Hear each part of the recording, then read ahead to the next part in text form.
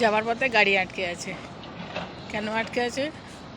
ওই যে রাস্তাটা, ওই রাস্তাতে যাব, কিন্তু রাস্তাটা শুরু হয়ে গেছে বলে ওই জেসিবি দিয়ে উপরে পাহাড় ভাঙছে, রাস্তা তৈরি করছে। এখন বাজে একটা না, এখন বাজে দুটো। এখন বাজে দুটো, 4:30টার সময় রাস্তা খুলবে, তারপর আমরা যেতে পারবো।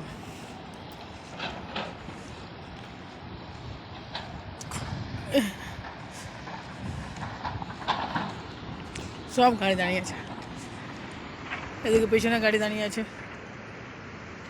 পেছনে ওই ওই দূর পর্যন্ত সব গাড়ি দাঁড়িয়ে।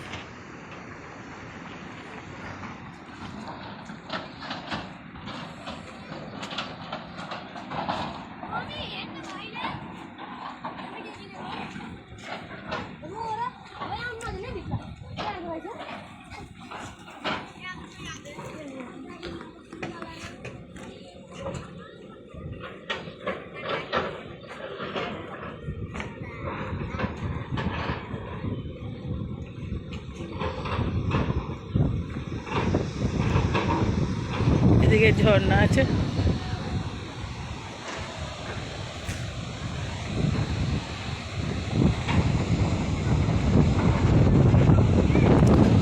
বলছে ওই রাস্তা দিয়ে ওইখানে ওই বাস আটকে, ওই ওখানে একটা জেসিবি,